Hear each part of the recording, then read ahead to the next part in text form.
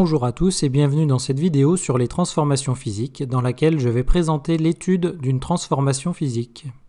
Je vais commencer par définir ce qu'est une transformation physique. Donc une transformation physique est définie comme étant le passage de la matière d'un état physique vers un autre état physique. En général, on la nomme changement d'état et elle dépend de la pression et de la température. Souvent pour une même espèce chimique, donc on représente ce que l'on appelle le diagramme PT. Donc pour un volume donné, on représente donc les différentes zones dans lesquelles se trouve l'espèce chimique sous forme de solide, de liquide et de gaz.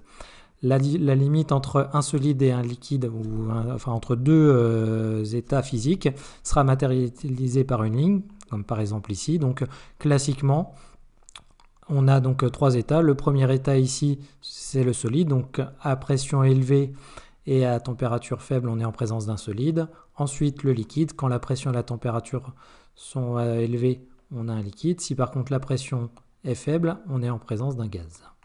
Donc ces trois états de la matière, on va pouvoir passer de l'un à l'autre par modification de la pression ou de la température ou des deux en même temps.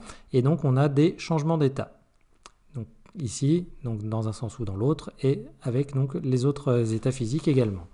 Ces changements d'état, qui sont au nombre de 6, je vais prendre le solide, le liquide et le gaz, et donc je vais nommer les différents changements d'état. Donc vous avez le passage du solide au liquide qui est la fusion, du liquide au gaz la vaporisation, et du gaz au solide la condensation. Maintenant dans l'autre sens, donc le passage du liquide au solide est la solidification, ensuite du solide au gaz la sublimation, et du gaz au liquide, la liquéfaction. Pour schématiser une transformation physique, on va utiliser une équation qui va faire intervenir l'espèce chimique qui change d'état avec son état initial et son état final. On va commencer par indiquer l'état de l'espèce chimique entre parenthèses en indice de la formule. Par exemple, on mettra petit s entre parenthèses dans le cas d'un solide, petit l pour un liquide et petit g pour un gaz. Une fois qu'on a déterminé l'état physique de chaque espèce chimique, on peut représenter la transformation avec une flèche orientée vers la droite et à gauche on place l'état initial et à droite l'état final. Donc si je considère une espèce chimique X, je vais passer de X par exemple solide à X gazeux. C'est ici une transformation physique qui est une sublimation. Par exemple, dans le cas de la solidification de l'eau, je vais partir d'eau liquide et je vais réaliser une solidification, c'est-à-dire obtenir de l'eau solide. L'équation de la transformation physique correspondante sera H2O liquide, petit l entre parenthèses, qui me donne H2O solide, petit s entre parenthèses. Donc pour étudier expérimentalement la solidification de l'eau, je peux utiliser un récipient qui contient un mélange réfrigérant. Typiquement, on peut mettre par exemple du sel avec de la glace et on va avoir une température au bout d'un moment qui va être de l'ordre de moins 6 degrés Celsius. Et dans ce mélange réfrigérant, je vais mettre un tube à essai qui contient de l'eau pure. Pour pouvoir suivre cette transformation, je vais placer un thermomètre à l'intérieur et je vais relever la température de mon eau en fonction du temps, avec un chronomètre. J'obtiens le graphique suivant. Je vois que la température se comporte de trois manières. Une première partie où la température décroît, ensuite toute une partie où la température est constante, puis une troisième partie où la température reprend sa décroissance. Ces trois parties correspondent ici pour la première partie à de l'eau qui est sous forme d'état liquide. Dans toute la première partie ici, le temps la température du liquide décroît et je suis toujours en présence d'eau liquide. Ensuite, entre les deux, sur la partie centrale ici, j'ai un palier de température, c'est-à-dire que la température ne change pas. Sur ce palier correspond ici à une température de 0 degré Celsius qui est le palier de solidification. J'ai mon changement d'état ici qui est H2O liquide qui passe sous forme H2O solide. C'est dans cette partie qui est fait le changement d'état.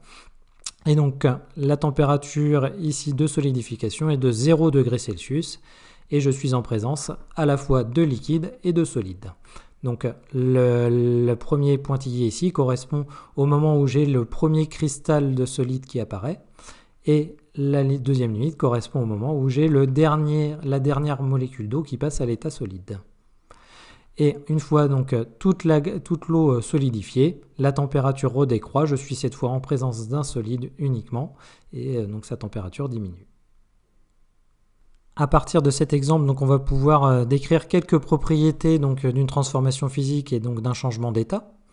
Donc, un changement d'état s'effectue à température constante caractéristique de l'espèce chimique et du changement d'état, mais seulement si l'espèce chimique est pure. Et ce changement d'état, donc la température ici de changement d'état, va dépendre de la pression. Ensuite, lors d'un changement d'état, les deux états coexistent. Ensuite, la température de changement d'état d'un état 1 vers l'état 2 est la même que pour le passage de l'état 2 vers l'état 1, donc c'est réciproque. La fusion, la vaporisation et la sublimation sont des transformations endothermiques, c'est-à-dire qu'elles absorbent donc, de l'énergie. Donc le système absorbe de l'énergie venant de l'extérieur, alors que la solidification, la liquéfaction et la condensation, elles sont des transformations exothermiques, c'est-à-dire qu'au moment où elles se produisent, donc le transfert thermique se fait vers l'extérieur cette fois. Et enfin, donc, une remarque importante, on a souvent tendance à dire donc, dans le langage courant que par exemple quand on met du sucre dans de l'eau, le sucre fond. En fait, c'est un abus de langage. Ici, ça crée une confusion entre les notions de dissolution et de fusion.